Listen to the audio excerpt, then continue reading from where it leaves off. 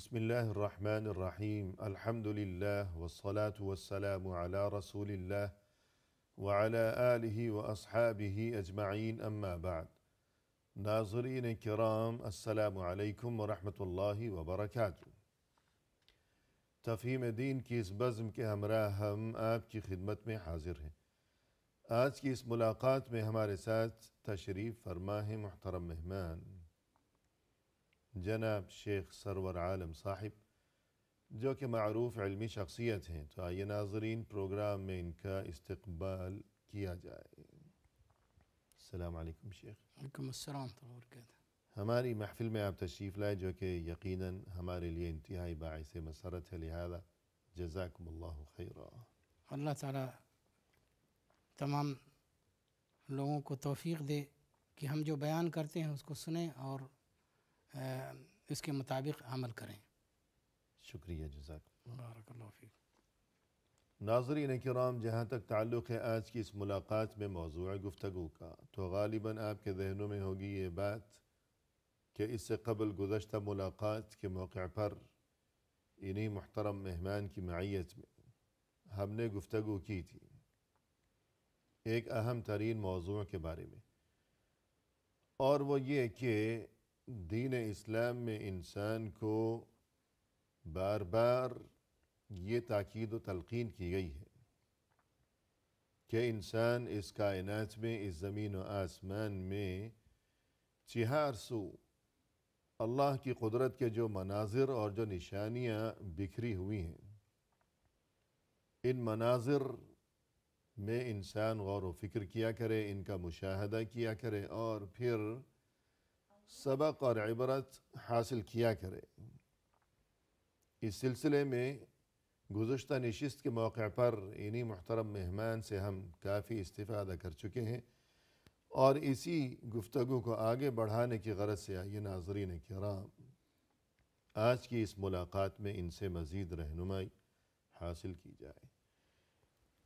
محترم، اس سے قبل ہم نے آپ کی زبانی استفادہ کیا تھا اس بارے میں کہ یہ جو سمندر ہے اس میں اللہ کی قدرت کی بڑی نشانیاں ہیں انسان کے لیے، تو وہ کیا نشانیاں ہیں اور ہمیں اس بارے میں کیا معلومات ہونی چاہیے اور کس طرح ہمیں سبق حاصل کرنا چاہیے، ارشاد فرمائیے۔ جی، سب سے پہلی نشانی تو یہ ہے کہ اللہ تعالیٰ نے سمندر کو اتنا بڑا بنایا ہے کہ زمین کی حیثیت ایسے ہی ہے کہ جیسے پوری زمین کے اندر کوئی چیز نہ ہو اور ایک گھر بنایا ہوا ہو۔ جی، اور جیسا کہ بتلاتے ہیں کہ پانی کا مزاج یہ ہے، اس کی خاصیت کہ پانی اوپر آتا ہے اور ہر چیز کو اپنے اندر سمو لیتا ہے، ڈبو دیتا ہے۔ جی، لیکن اللہ تعالیٰ کی قدرت دیکھیے کہ اس زمین کو اللہ تعالیٰ نے محفوظ کیا ہوا ہے اور سمندر کے اندر یہ زمین ڈوب نہیں رہی ہے، جی، اور اس کے اندر جو چیزیں ہیں، جو حیوانات ہیں، انسان ہیں، سب کی زندگی گزارنے کا انتظام اللہ تعالیٰ نے کیا ہے۔ جی، اس چیز کو دیکھنے کے لیے انسان اگر ساحل سمندر کے اوپر جائے جی، تو دیکھے گا کہ پانی کی جو سطح ہے زمین کی سطح سے اونچی نظر آتی ہے، جی، بالکل زمین نشیب میں ہے۔ نشیب میں ہے اور پانی بہت اوپر ہوتا ہے، صحیح ہے۔ اور اگر اللہ تعالیٰ اس کو اجازت دے دے تو یہ زمین کہاں جائے گی کچھ پتہ نہیں، لیکن یعنی پانی چڑھ دوڑے گا۔ چڑھ دوڑے گا کیونکہ اس کی سطح اوپر ہے، جی، لیکن اور اللہ اس کے مزاج میں بھی یہی ہے کہ اوپر کو غالب اٹھنا۔ ہو، جی اوپر آئے، لیکن اللہ تعالیٰ کے حکم سے وہ پانی ٹھہرا ہوا ہے، زمین کا یہ حصہ ظاہر ہے اور اس زمین کے اوپر ہم زندگی گزار رہے ہیں۔ صحیح۔ یہ جو قرآن کریم میں ہے کہ والبحر المسجور، جی تو اس کی تفسیر میں بعض مفسرین نے اسی حوالے سے گفتگو کی ہے۔ جی، جیسے کہ مفسر ابن عطیہ رحمہ اللہ وغیرہ نے جی، کہا ہے کہ البحر المسجور سے مطلب محبوس، صحیح۔ یعنی کہ وہ روکا ہوا ہے سمندر، جس نے اللہ نے، اللہ تعالیٰ نے جس طرح سے کہتے ہیں کہ ساجور القلب بولتے ہیں جی، کہ کتے کے گلے کے اندر لکڑی یا لوہے کا جو وہ توق ہوتا ہے، صحیح ہے، ہار کی طرح کوئی چیز ڈال دیتے ہیں۔ جی توق کی طرح سے اس میں باندھ دیتے ہیں اس کو روکنے کے لیے۔ جی، تو اسی طرح سے اللہ تعالیٰ نے بحر مسجور کہا، یعنی کہ سمندر روکا ہوا۔ جی، یعنی لفظ وہی ہے ساجور، جی، اور وہی البحر مسجور، المسجور۔ جی تو اللہ نے سمندر کو روک رکھا ہے، ورنہ یہ سمندر جو ہے زمین پر چڑھ دوڑے، جی کیونکہ زمین بہت کم ہے، مختصر ہے، خشکی بہت مختصر ہے، جبکہ سمندر اور یہ جو پانی ہے یہ تری ہے، یہ بہت زیادہ ہے۔ تو یہ بھی اللہ کی قدرت کی ایک بہت بڑی نشانی ہے۔ پھر اس سمندر میں جو جانور ہیں چھوٹے بڑے اور بڑے ہیں تو پھر کتنے بڑے ہیں، جی کیسے کیسے، تو اس بارے میں بھی کچھ فرمائیے گا۔ جی اس کے اندر بہت بڑے بڑے جانور ہیں۔ جی بعض دفعہ بھی ایسا بھی ہوا ہے جیسے کہ کتابوں کے اندر آیا کہ کشتی پر سوار لوگ سمندر کے اندر گئے جی اور اس جانور کو دیکھا تو سمجھ بیٹھے کہ کوئی جزیرہ ہے، جزیرہ ہے، جی اس کے اوپر اتر آئے اور اس کے اوپر پڑاؤ ڈالا، پڑاؤ ڈالا، پھر انہوں نے آگ جلائی کھانا تیار کرنے کے لیے۔ جی جب اس جانور کے جسم کے اندر گرمی پہنچی جی آگ کی وجہ سے، آگ کی وجہ سے، جی تو وہ حرکت کرنے لگا۔ تو صحیح ہے، اس کے بعد ان کو پتہ چلا کہ یہ جانور ہے، جزیرہ نہیں ہے، اور تب وہ انہوں نے سوچا کہ یہاں سے بھاگ جانا چاہیے۔ بھاگ جانا چاہیے۔ جی تو یعنی اس قسم کے واقعات پیش آئے ہیں، جی یہ کوئی افسانہ نہیں ہے بلکہ یہ حقیقت ہے جی کہ لوگوں نے سمندر میں سفر کے دوران کوئی خشکی دیکھی، اس پر وہ اترے کشتی سے، وہاں پڑاؤ ڈالا، اپنا سامان سجایا، مثلاً رات گزارنے کے لیے یا آرام کے لیے، اور پھر اپنا کھانا پکانے میں جب مشغول ہو گئے، اور جب وہ تپش لگی اس جانور کو، تب اس کچھ ہلی جلی یا وہ جانور ہلا جلا، تب جی لوگوں کو پتہ چلا کہ یہ تو مچھلی ہے، مچھلی ہے۔ اور بھاگے وہاں سے۔ تو کتنی بڑی بڑی مخلوقات سمندر کے اندر۔ اور جیسے آپ نے شروع میں بھی ذکر کیا تھا کہ جتنے جانور خشکی پر ہیں وہی جانور ہاں اسی وہاں بھی ہیں، جی کہ خشکی پر گھوڑا ہے تو وہاں بھی ہے، شیر یہاں ہے تو وہاں بھی ہے، سانپ یہاں ہے وہاں پہ بھی وہاں بھی ہے، چھپکلی ہے یہاں ہے وہاں بھی ہے۔ تو یوں یہ اللہ کی قدرت ہے، بلکہ بہت سے لوگ کہتے ہیں کہ انسان بھی ہے، جی تو معلوم نہیں ہے یا نہیں ہے، یا کچھ ایسا جیسے کہتے ہیں کہ کچھ مشکل ملا جلا شباہت ہے شکل و شباہت جی۔ ہے۔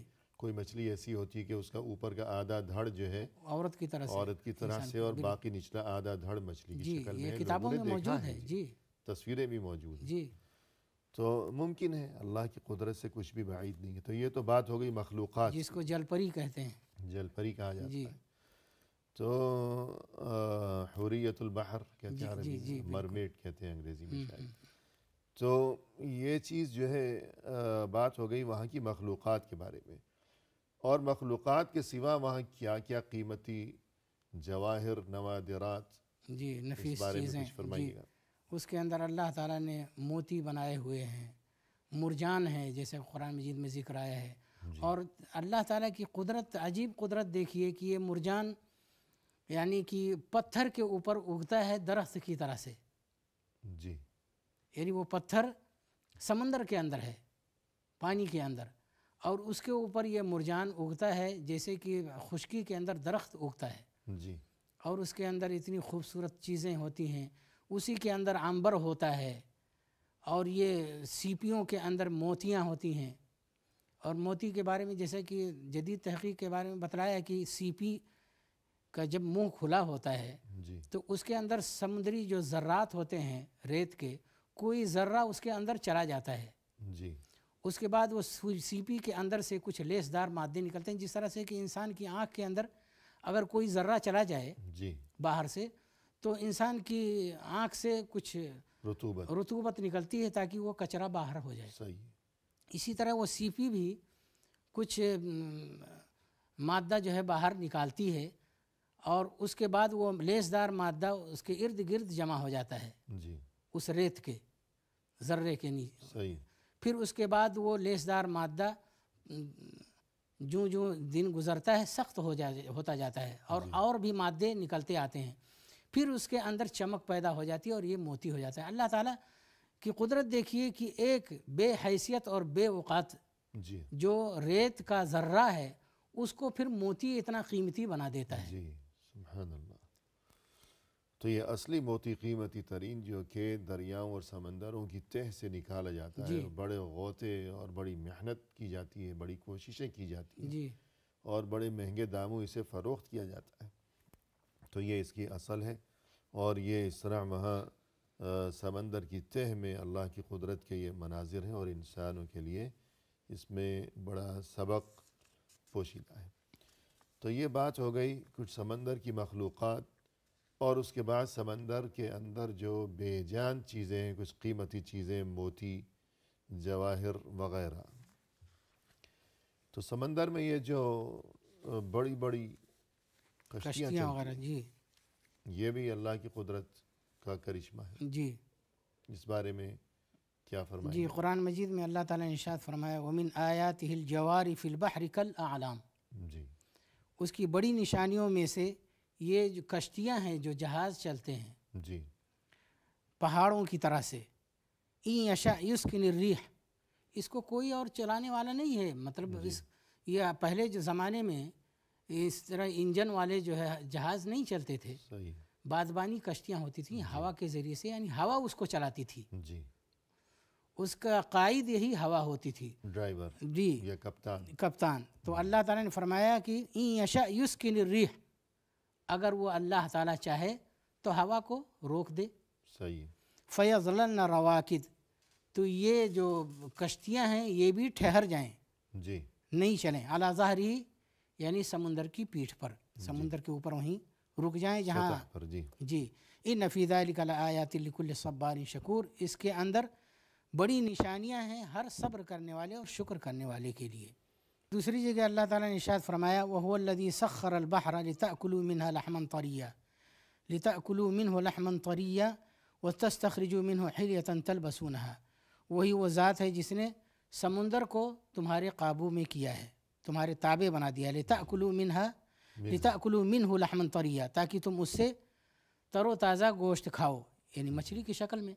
صحیح، وَتَسْتَخْرِجُوا مِنْهُ حِلْيَةً تَلْبَسُونَهَا، اور اس سے تم زیور نکالو پہننے کے لیے، وَتَرَى الْفُلْكَ مَوَاخِرَ فِيهِ، اور تم دیکھتے ہو کشتیوں کو اس کے اندر پانی کو چیرتے ہوئے چلتی ہیں، جی وَلِتَبْتَغُوا مِنْ فَضْلِهِ وَلَعَلَّكُمْ تَشْكُرُونَ، اور تاکہ تم اللہ تعالیٰ کے فضل کو تلاش کرو اور تاکہ تم اس کا شکر ادا کرو۔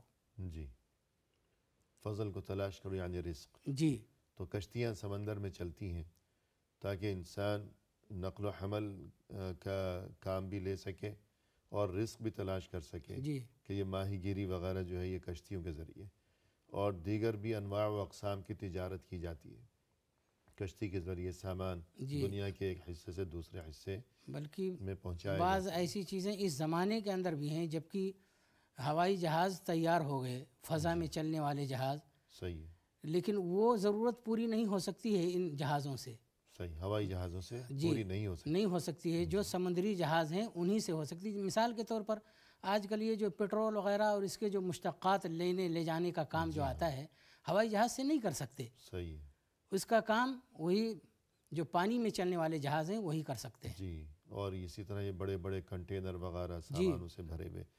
تو الغرض یہ بھی اللہ کی قدرت کی ایک نشانی ہے کہ سمندر اور اس میں چلتی ہوئی یہ کشتیاں، یہ اتنے بڑے بڑے جہاز، یہاں تک کہ فرمایا کہ کل اعلام، پہاڑوں کی طرح، جی اور خاص طور پر وہ جو بادبانی کشتیاں ہوا کرتی تھی کہ جنہیں کوئی چلانے والا ہی نہیں ہے، ہوا اگر رک گئی تو سارا معاملہ رک جائے گا، سفر موقوف ہو جائے گا۔ جی تو یہ بھی اللہ کی قدرت کی یقیناً بہت بڑی نشانی ہے۔ تو فی الحال ایک آپ کی اجازت سے وقفہ لیں گے۔ جی ناظرین کرام، فی الحال لیتے ہیں مختصر سا وقفہ، ہمارے ساتھ ہی رہیے گا۔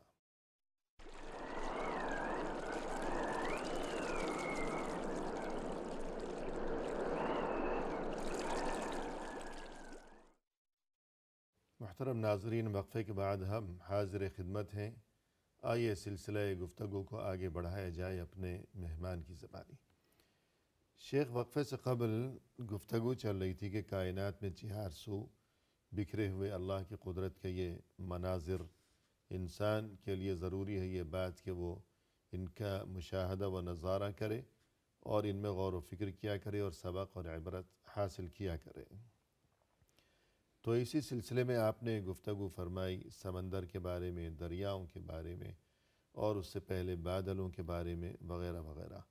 اسی سلسلے کو آگے بڑھاتے ہوئے ہم چاہیں گے کہ آپ زمین پر جو رنگ برنگی اور انواع و اقسام کی یہ جو مخلوقات ہیں اللہ کی پیدا فرمودہ، ان میں ہمارے لیے کیا سبق ہے، کیا عبرت ہے اور کیا تفصیلات ہیں، تو اس بارے میں ارشاد فرمائیں۔ جی، اللہ تعالیٰ کی عظیم نشانیوں میں سے یہ بھی ہے کہ اس زمین کے اوپر اللہ تعالیٰ نے بہت ساری مخلوقات کو پیدا کیا ہے، جی قسم قسم کے ان کے منافع ہیں۔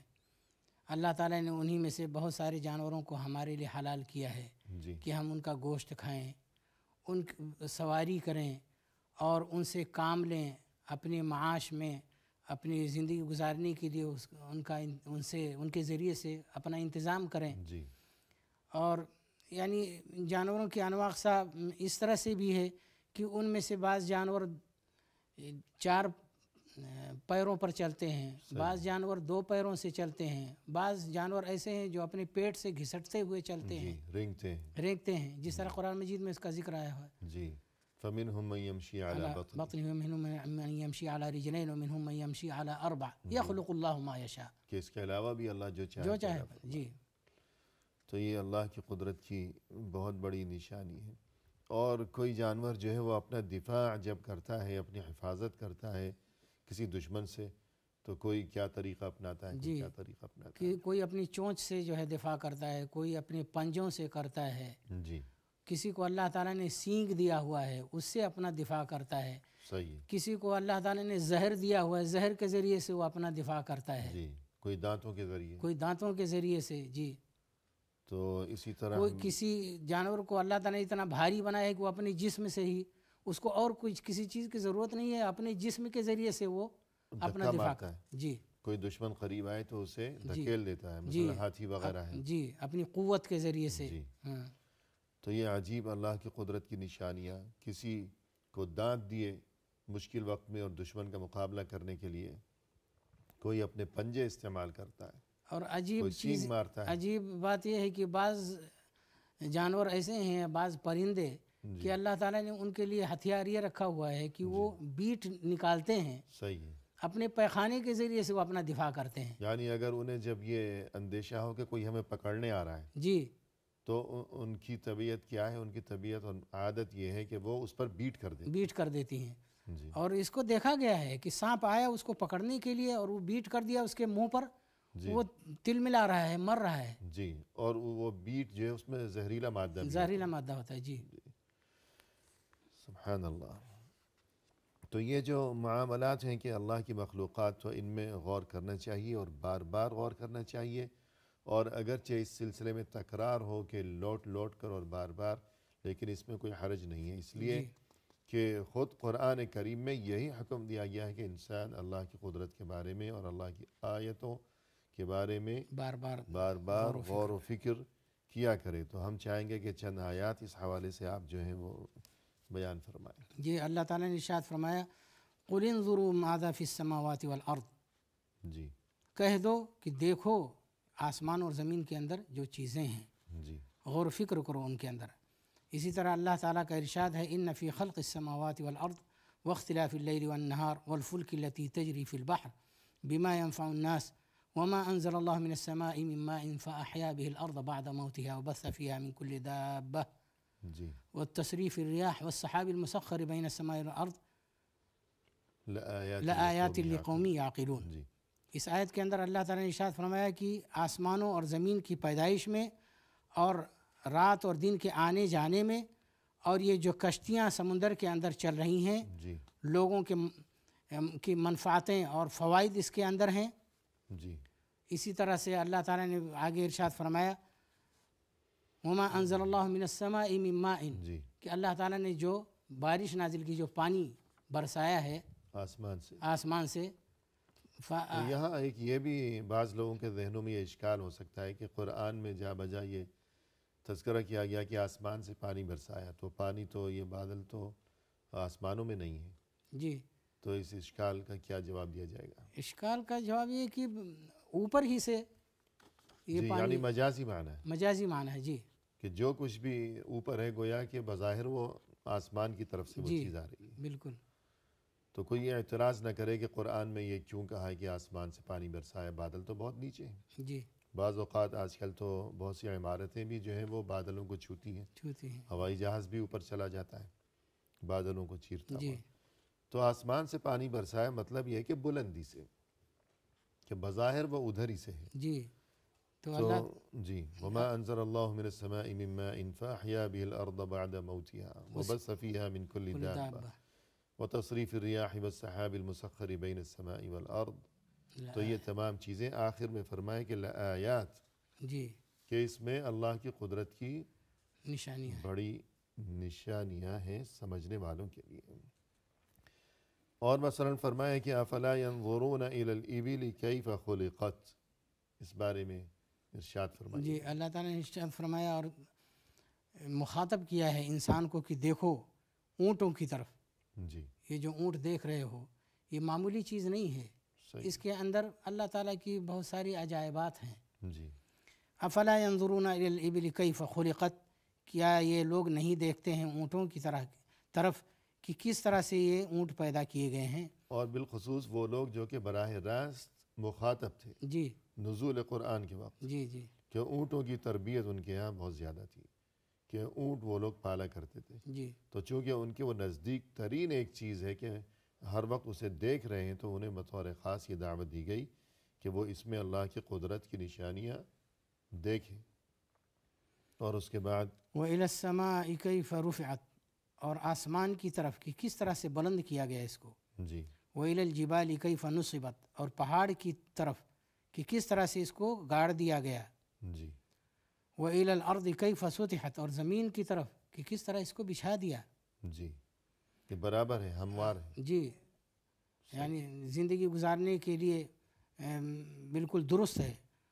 اسی طرح اللہ تعالیٰ نے ارشاد فرمایا اولم ينظروا في ملکوت السماوات والارض وما خلق اللہ من شیء، کیا یہ نہیں دیکھتے آسمانوں اور زمین کے عالم میں، جی وما خلق اللہ من شیء، اور اللہ تعالیٰ نے جو چیزیں پیدا کی ہیں اس کی طرف، صحیح، یعنی ان کو دیکھ ان کے اندر غور و فکر کرنا چاہیے، دیکھنا چاہیے بار بار حکم دیا گیا۔ جی ان اللہ فالق الحب والنوى۔ جی اللہ تعالیٰ نے ارشاد فرمایا ان اللہ فالق الحب والنوى یخرج الحی من المیت ومخرج المیت من الحی، یقیناً اللہ تعالیٰ نے دانے کو اور گٹھلی کو پھاڑنے والا ہے۔ اللہ تعالیٰ دانہ اور گٹھلی کو پھاڑنے والا ہے۔ یہاں پر اللہ تعالیٰ کی قدرت بیان ہو رہی ہے کہ اللہ تعالیٰ کس طرح سے زمین کے اندر انسان دانے کو پھینک دیتا ہے جی یا گٹھلی کو پھینک دیتا ہے صحیح، پھل کھا کر کے، اللہ تعالیٰ پھر سے اس کو پھاڑ کر کے اس کے اندر سے درخت اگاتا ہے۔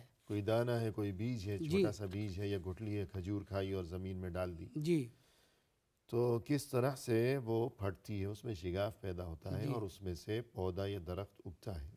یخرج الحی من المیت، کہ مردے سے زندہ نکالتا ہے۔ جی یہ گٹھلی یہ مردہ ہے، دانہ، یہ بیج یہ دانہ یہ بیج سب مردہ ہے، لیکن اس بے کے جان اندر سے پھر درخت نکالتا ہے، وہ درخت ہرا بھرا ہوتا ہے، یعنی گویا کہ زندگی اس کے اندر ہوتی ہے۔ صحیح، وہ مخرج المیت من الحی، اور زندہ سے مردے کو نکالتا ہے، جی زندہ سے مردے کو اور مردے سے زندہ کو۔ جی صحیح ہے، یعنی کہ جیسے ابھی انسان کی پیدائش اور تخلیق کس طرح سے ہوتی ہے، یا دوسرے جو جانور ہیں، انڈا مردہ ہوتا ہے، اس کے اندر ایسی کوئی بے جان جان نہیں، ہے، بے جان چیز ہے۔ اسی طرح سے انسان کا نطفہ ہے، لیکن اللہ تعالیٰ پھر اس کے اندر سے زندہ ایک انسان بناتا ہے۔ جی ذالکم ذالکم اللہ فأنا تؤفکون، یہ اللہ تعالیٰ کی ذات ہے تو تم کہاں بھٹکے جا رہے ہو۔ فالق الاصباح، صبح نکالنے والا، وجعل اللیل سکنا، رات کو اس نے سکون کا ذریعہ بنایا کہ آدمی اس کے اندر آرام کرتا ہے۔ جی یہ فالق الاصباح، یہ جو فالق کا لفظ ہے فلق، اسی سے قل اعوذ برب الفلق، فلق جی تو اس میں بطور خاص صبح کے وقت انسان کو اس طرف متوجہ کیا گیا ہے کہ وہ اللہ کی پناہ طلب کیا کرے جی اپنے لیے، اور پناہ طلب کرتے وقت یہ بات ذہن میں رکھے کہ اللہ کی قدرت، کہ جس اللہ کے حکم سے اور اس کی قدرت سے یہ صبح ہوئی ہے، روشنی پھوٹی ہے، تو جس کی اتنی بڑی قدرت ہے کہ جس کے حکم سے یہ صبح ہوئی ہے، دن طلوع ہوا ہے، تو وہی اللہ مجھے ہر مصیبت، ہر پریشانی سے نجات دے۔ بچانے پر بھی قادر ہے۔ تو یہ فلق اور فالق یہ اسی سے ہے۔ جی، فالق الاصباح، جی، وجعل اللیل، وجعل اللیل سکنا، اور رات کو سکون کا ذریعہ بنایا، والشمس والقمر حسبانا، اور سورج اور چاند کو ایک حساب سے رکھا، جی، مخصوص رفتار سے، مخصوص حساب سے یہ چل رہے ہیں۔ جی، ذالک تقدیر العزیز العلیم، یہ قوت اور طاقت والے اور علم والے کا اندازہ ہے جی، کہ اس نے مقدر کیا ہوا ہے یہ حساب۔ صحیح ہے۔ وَهُوَ الَّذِي جَعَلَ لَكُمُ النُّجُومَ لِتَهْتَدُوا بِهَا فِي ظُلُمَاتِ الْبَرِّ وَالْبَحْرِ، وہی وہ ذات ہے جس نے تمہارے لیے ستاروں کو بنایا ہے تاکہ تم خشکی اور تری کی تاریکیوں میں راستہ جان سکو، معلوم کر سکو۔ یعنی ستاروں کے ذریعے انسان، جی جب گزشتہ زمانوں میں لوگ سفر کیا کرتے تھے، آج کل تو جدید ایجادات جی موجود ہیں، لیکن اگر یہ جدید ایجادات نہ ہو تو ستاروں کے ذریعے انسان رخ اور سمت اور راستہ، مشرق و مغرب کی پہچان وغیرہ یہ چیزیں ہوا کرتی تھی۔ جی تو یہ بہت بڑے فوائد ہیں اور اللہ کی قدرت کی نشانیاں ہیں۔ خشکی میں بھی اور سمندر میں بھی انسان ستاروں کے ذریعے روشنی بھی حاصل کرتا ہے، اور یہ کہ اسے رخ کا بھی پتہ چلتا ہے کہ میں کس طرف سفر کر رہا ہوں۔ یہاں پر ایک بات جان لینے کی ضرورت ہے کہ اللہ تعالیٰ نے اس آیت کے اندر یعنی ستاروں کا ایک فائدہ ذکر کیا جی، کہ تاکہ تم راستہ جان سکو۔ قرآن مجید میں اور آیتوں سے پتہ یہ چلتا ہے کہ اللہ تعالیٰ نے دو فائدے اور اس کے رکھے ہوئے ہیں، جی، کہ ایک تو آسمان کی زینت اور خوبصورتی کے لیے، وَلَقَدْ زَيَّنَّا السَّمَاءَ الدُّنْيَا بِمَصَابِيحَ بِمَصَابِيحَ، وَجَعَلْنَاهَا رُجُومًا لِلشَّيَاطِينِ، تیسرا فائدہ یہ کہ شیطانوں کو مارنے کے لیے، صحیح ہے، إِنَّا زَيَّنَّا السَّمَاءَ الدُّنْيَا بِزِينَةٍ الْكَوَاكِبِ وَحِفْظًا مِّن كُلِّ شَيْطَانٍ مَارِدٍ۔ جی، تو یہ تین فائدے ہیں۔ صحابہ اور تابعین اور تبع تابعین میں سے بعض علماء نے یہ کہا ہوا ہے جی، کہ من اعتقد فی هذه النجوم غیر ثلاث، یعنی ان تین فائدوں کے علاوہ کوئی فائدے کا اعتقاد کسی نے اگر رکھا، فقد اخطأ وکذب علی اللہ، تو وہ غلط ہے اور اس نے اللہ تعالیٰ پر بہتان باندھا، جھوٹ بولا۔ صحیح، یہی تین فائدے ہیں جو قرآن مجید میں ذکری ہیں۔ آج کل بہت سارے ہیں کہ وہ ستاروں کو دیکھ کر کے ان کی قسمت بتاتے ہیں، مستقبل کی باتیں بتلاتے ہیں، اس کی تاثیر یہ ہے اور وہ ہے، بہت ساری گمراہی کی چیزیں ہیں، غیب کی باتیں بتلاتے ہیں۔ ستارے کو عربی میں نجم کہتے ہیں، نجم کی جمع نجوم، جی، اور وہ اردو میں بھی ان کو نجومی کہا جاتا ہے۔ جی، اسی لیے دوسری حدیث کے اندر اللہ کے رسول صلی اللہ علیہ وسلم نے فرمایا کہ من اقتبس علما من النجوم فقد اقتبس شعبۃ من السحر، جی، یعنی اس کو کہا کہ یہ علم نجوم جو ہے یہ جادو کا علم ہے اور جادو حرام ہے، کفر ہے۔ صحیح ہے۔ تو ان تین فائدوں کے علاوہ ستاروں کے اندر اور کوئی عقیدہ نہیں رکھنا چاہیے۔ جی، ٹھیک ہے۔ تو یہ تین فائدے، ایک تو یعنی راستہ انسان کو پتہ چلتا ہے، جی، اور دوسرا یہ کہ یہ زینت ہے آسمان کی، یہ آسمان پر چراغ ہیں جلتے بجھتے ہوئے روشن، اور تیسرا فائدہ یہ کہ شیطانوں کو مارنے بھگانے کے لیے۔ ناظرین کرام، فی الحال لیتے ہیں مختصر سا وقفہ، ہمارے ساتھ ہی رہیے گا۔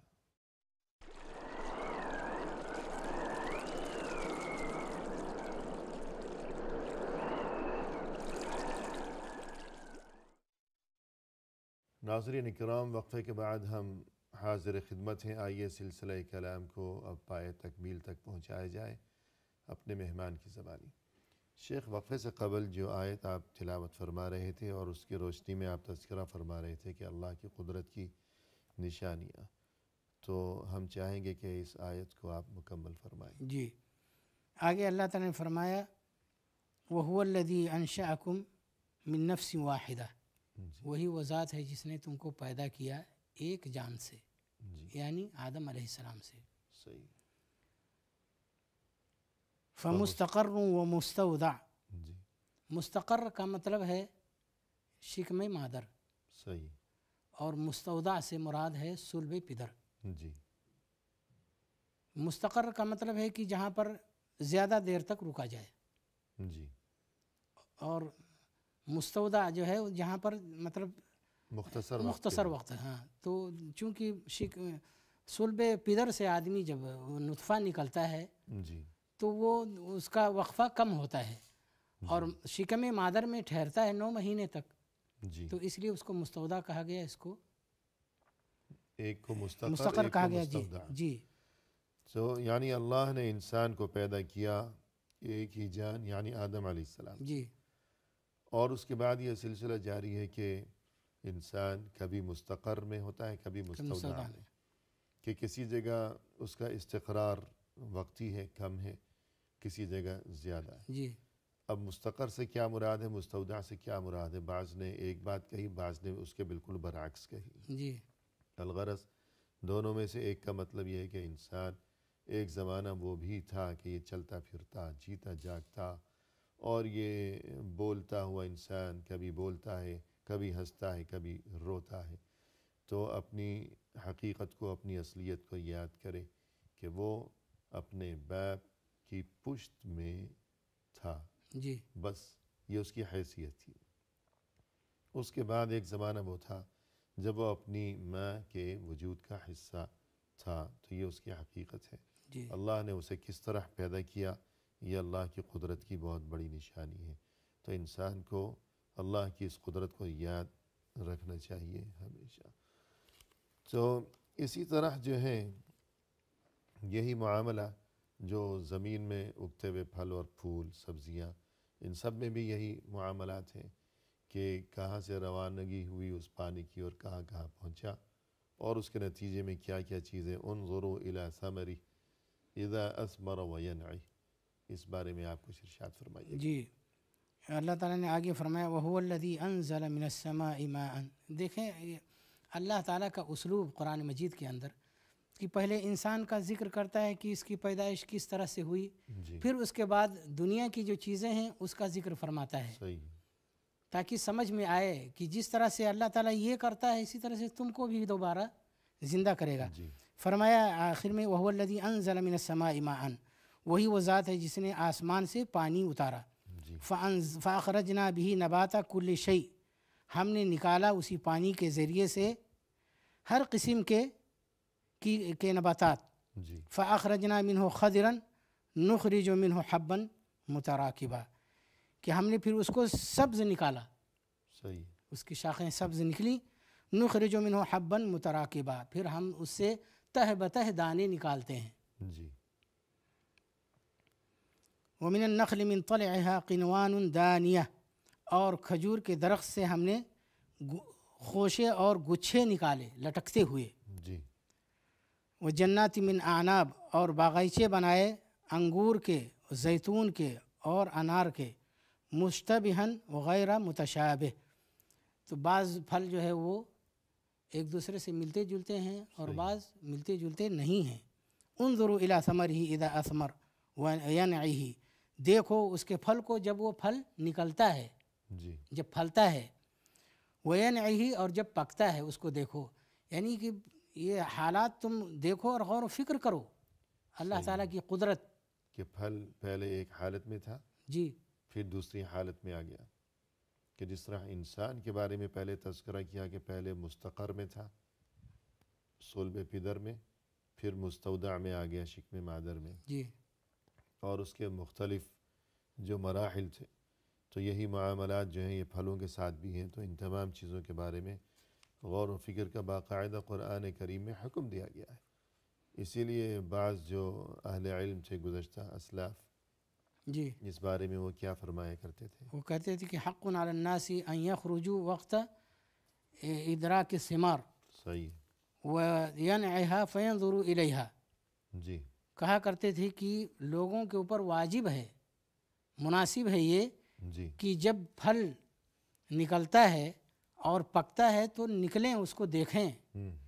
اور پھر یہ آیت پڑھتے تھے کہ انظروا الی ثمرہ اذا اثمر وینعہ, کہ پھل کے پھلنے کے وقت تم دیکھو اس کو اور پکنے کے وقت بھی دیکھو, تاکہ یعنی جب وہ پھوٹ رہا ہے, جی نکل رہا ہے, جی تب بھی اسے دیکھو, اور جب وہ پک چکا ہے تب بھی اسے دیکھو, اور عبرت حاصل کرو, غور و فکر کرو. کہ یہ حکم دیا گیا قرآن میں کہ دونوں کیفیتوں میں دیکھو. تو یہ ہے اس زمین و آسمان میں چہار سو بکھرے ہوئے اللہ کی قدرت کے یہ مناظر اور یہ نشانیاں۔ اگر ہم آگے بڑھائیں اس معاملے کو تو یہ تمام دنیا زمین و آسمان یہ ایک گھر کی مانند ہے جی کہ گھر کی چھت ہوتی ہے، زمین ہوتی ہے، روشنیاں بھی ہوتی ہیں گھر میں، اور بستر وغیرہ، کھانے پینے کا انتظام۔ تو یہی صورتحال ہمیں اس کائنات میں نظر آتی ہے۔ تو اس بارے میں آپ کچھ اگر ارشاد فرمانا چاہیں۔ تو یہ ہے کہ یہاں پر عبرت کی چیز یہ ہے کہ انسان اس دنیا کو دیکھے، آسمان اور زمین کو، کہ یہ ایک گھر کی طرح سے ہے کہ گھر کی چھت ہوتی ہے اور گھر کے اندر اس کی دیواریں ہیں اور اس کے اندر موجود سارے سامان ہیں، ساری چیزیں ہیں، جی اس کی زندگی گزارنے کے سارے انتظام موجود ہیں۔ صحیح ہے۔ اس کے اندر سونے کے لیے بستر ہے، پہننے کے لیے کپڑا ہے، کھانے کے لیے غذائیں ہیں، روشنی ہے، سب کچھ موجود ہے۔ اگر اللہ تعالیٰ چاہے تو اس کو ختم کر سکتا ہے۔ صحیح ہے۔ یعنی جس طرح دنیا میں انسان کا ایک گھر ہوتا ہے، اس گھر کی چھت ہوتی ہے، جی تو یہ آسمان اس تمام دنیا کے لیے چھت ہے۔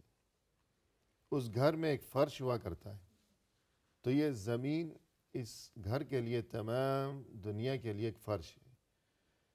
پھر اس گھر میں رزق کا انتظام کیا جاتا ہے، تو اللہ نے یہ جو مختلف پھل اور پھول اور یہ سبزیاں اور یہ جانور، ان تمام چیزوں کو انسان کے لیے اس گھر میں گویا کہ یہ رزق ہے۔ جی اور گھر میں روشنی کا انتظام کیا جاتا ہے، تو یہ جو سورج اور چاند ہے، یہ گویا کہ گھر میں جس طرح روشنی کے لیے بلب وغیرہ ہوتے ہیں، لائٹس ہوتی ہیں، جی تو یہ گویا کہ یہی چیز ہے۔ پھر گھر میں چھوٹی چھوٹی روشنیاں بھی ہوا کرتی ہیں کہ جن کا خاص مقصد ہوا کرتا ہے، یا مثلا وہ چھوٹی روشنیاں اس مقصد کے لیے ہوا کرتی ہیں کہ وہ سگنلز ہیں، اشارے ہیں کہ ادھر یہ چیز ہے، ادھر وہ چیز ہے، ادھر جانا ہے، ادھر مڑنا ہے۔ تو یوں اللہ نے سورج اور چاند کے بعد چھوٹے چھوٹے ستارے، گویا کہ وہ یوں رہنمائی کے لیے کہ ادھر جانا ہے یا ادھر مڑنا ہے، کہ مشرق کہاں ہے، مغرب کہاں ہے، شمال اور جنوب، یہ تمام چیزیں۔ تو یہ تمام جو عالم، یہ دنیا ہے، یہ دراصل بعین ہی وہی معاملہ ہے اللہ کی طرف سے کہ جس طرح انسان کا ایک گھر ہوا کرتا ہے۔ تو یہ تو ایک بات ہو گئی۔ اس کے بعد یہ کہ گھر میں رب البیت جو ہیڈ آف دی فیملی ہوا کرتا ہے، سربراہ خاندان کا، وہ کتنے ہوا کرتے ہیں؟ وہ ایک ہی ہوتا ہے۔ ایک ہی ہے۔ اگر ایک سے زیادہ ہوں گے تو کیا بنے گا؟ تو اس کے اندر خرابی آئے گی، اس میں وہ ایک دوسرا چاہے گا، کچھ اور چاہے گا دوسرا، جی تو اس طرح سے نظام درہم برہم ہو جائے گا۔ جی اور اللہ تعالیٰ نے اس مثال کو قرآن مجید میں بھی بیان کیا ہے، لو کان فیہما آلہۃ الا اللہ لفسدتا۔ جی اگر آسمان و زمین میں اللہ تعالیٰ کے سوا کوئی اور بھی معبود ہوتا تو دونوں خراب ہو جاتے، برباد ہو جاتے، زمین و آسمان تباہ و برباد ہو جاتے، یہ کائنات کا نظام ختم ہو جاتا۔ ختم ہو جاتا، کیونکہ ایک کہتا کہ ایسا کرو، دوسرا کہتا ایسا کرو، پھر لڑائی ہوتی آپس میں، اختلاف ہوتا، اختلاف ہوتا۔ ایک کہتا میں فلاں کو مالدار بناؤں گا، دوسرا کہتا میں اسے فقیر بناؤں جی گا۔ ایک کہتا کہ میں آج بارش برساؤں گا، دوسرا کہتا کہ نہیں، آج جو ہے خشک موسم ہوگا کائنات میں۔ تو یوں اولاً یہ کائنات، یہ زمین و آسمان، انسان کو یہ سوچنا چاہیے کہ جب آسمان کی طرف اس کی نگاہ اٹھے، گویا یہ چھت ہے جیسے میرے گھر کی چھت ہے۔ اللہ کی بنائی ہوئی زمین پر جب وہ گھومے پھرے تو سوچے کہ یہ اللہ کی طرف سے بنایا ہے، اور فرش ہے کہ جس طرح میرے گھر کے اندر ایک فرش ہے۔ چاند اور سورج کو دیکھے تو یوں سمجھیں جیسے میرے گھر کے اندر روشنی کا انتظام ہے، بلب ہے، ٹیوب لائٹس ہیں، تو یہ اللہ کی طرف سے اس گھر کے اندر یہ انتظام ہے۔ مزید یہ کہ اس نظام کو بنانے والا، جیسے گھر کے اندر گھر کا سربراہ صرف ایک ہوا کرتا ہے، جی تو زمین و آسمان کا یہ جو گھر ہے، اس کا بھی خالق و مالک اور رب اور اس نظام کو چلانے والا، سنبھالنے والا، مدبر الامور، مصرف الامور، وہ صرف ایک اللہ ہے۔ اور اس طرح بھی سوچنا چاہیے کہ کیا ایک انسان کے اندر دو روحیں ہو سکتی ہیں؟ نہیں ہو نہیں ہو سکتی جی. ایک روح جو ہے وہ کچھ بولے گی، دوسری روح جو ہے وہ کچھ اور کہے گی، یہ ایسا نہیں ہو سکتا. تو اسی طرح سے جو ہے کائنات میں رب اور معبود ہر قسم کی عبادت کے لائق وہ صرف ایک ہی ہے. مَتَّخَذَ اللَّهُ مِن وَلَدٍ وَمَا كَانَ مَعَهُ مِنْ إِلَٰهٍ إِذًا لَذَهَبَ كُلُّ إِلَٰهٍ بِمَا خَلَقَ وَلَا عَلَى بَعْضُهُمْ عَلَى بَعْضٍ. تو اس آیت کی تفسیر اگر آپ بیان فرمائیں تو اس موضوع سے اس کا تعلق اور کیا بات سمجھ میں آئے گی؟ مَتَّخَذَ اللَّهُ مِن وَلَدٍ، اللہ تعالیٰ کی کوئی اولاد نہیں ہے. جی. وَمَا كَانَ وما مَعَهُ كان مِنْ معه إِلَٰهٍ، اس کے ساتھ کوئی معبود بھی دوسرا نہیں ہے، جی الہ بھی نہیں ہے. صحیح ہے. اگر اس کی کوئی اولاد ہوتی یا کوئی اور معبود اس کے ساتھ ہوتا، کوئی شریک ہوتا، تو نتیجہ یہ ہوتا کہ لَذَهَبَ كُلُّ إِلَٰهٍ بِمَا خَلَقَ، جی کہ ہر الہ جو اس نے پیدا کیا ہوا ہے اپنی ملکیت لے کر کے چلا جاتا. وَلَا عَلَى بَعْضُهُمْ عَلَى بَعْضٍ، اور بعض کے اوپر چڑھ دوڑتا، جی یعنی لڑائی کرتا، بالکل ایک دوسرے کے اوپر غلبہ پانے کی کوشش کرتا ہے. کہ جس طرح ایک دفتر میں دو سربراہ نہیں ہو سکتے، جی. ایک کلاس میں دو ٹیچر نہیں ہو سکتے. اور اس میں آخر میں یہی ہے کہ اگر مان لیجئے کہ غلبہ پانے کے لیے ایک دوسرے سے کوشش کرتے، جو غالب ہوتا وہی الہ ہوتا. بالکل نتیجہ تو وہی نکلے. نتیجہ وہی تھا، مغلوب و الہ نہیں ہو سکتا. صحیح ہے. اور اسی چیز کی طرف قرآن کریم میں یوں بھی اشارہ کیا گیا ہے اور تنبیہ کی گئی ہے کہ ام خلقوا من غیر شیء ام هم الخالقون ام خلقوا السماوات والارض بل لا یوقنون. تو اس آیت میں بھی یہی سمجھانا مقصود ہے کہ ام خلقوا من غیر شیء ام هم الخالقون، یعنی اگر انسان اللہ کے سوا کسی اور کو اپنا معبود سمجھے، اسے پکارے، اس سے مدد مانگا کرے، تو یہ سوچنا چاہیے کہ کیا یہ خود بخود پیدا ہو گیا؟ جی. وہ جو کوئی بھی ہو، وہ کوئی ولی ہو، پیغمبر ہو، بت ہو، صنم ہو، جاندار ہو، بے جان ہو، کیا وہ خود بخود پیدا ہو گیا؟ خود بخود تو کوئی بھی پیدا نہیں ہوا. اور اگر وہ خود بخود پیدا نہیں ہوا بلکہ اللہ نے اسے پیدا کیا ہے، تو جو خود بخود پیدا نہیں ہوا بلکہ اللہ کی مخلوق ہے تو وہ محتاج ہے اپنے خالق کا. اور جو محتاج ہو تو پھر وہ اس قابل کیسے ہو سکتا ہے کہ اس کی عبادت کی جائے؟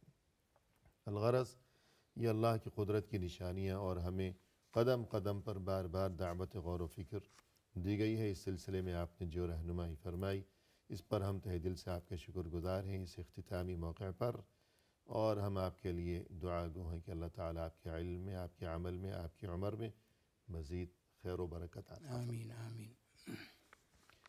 اسی کے ساتھ ناظرین کرام، اختتامی موقع پر تہ دل سے ہم آپ کے بھی شکر گزار ہیں کہ آپ نے ہمارا یہ پروگرام دیکھا، اور اس دعا کے ساتھ کہ اللہ تعالی ہمیں اس بات کی توفیق عطا فرمائیں کہ ہم اللہ کے دین کو سمجھیں، اور یہ کہ ان دینی تعلیمات پر عمل کر کے اپنے لیے دنیا و آخرت میں کامیابی و کامرانی کا سامان اپنے دامن میں سمیٹ لیں. ہمیں دیجیے اجازت. فی امان اللہ، وآخر دعوانا ان الحمد للہ رب العالمین.